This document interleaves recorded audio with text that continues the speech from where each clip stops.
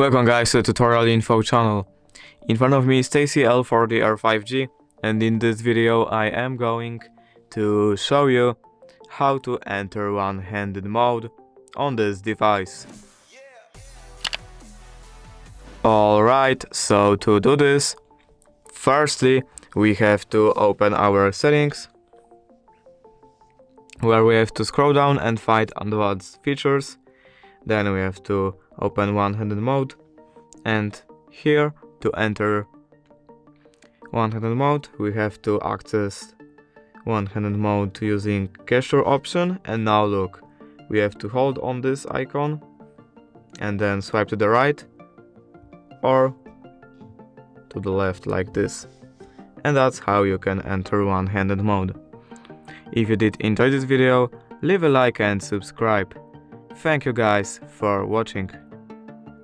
Bye!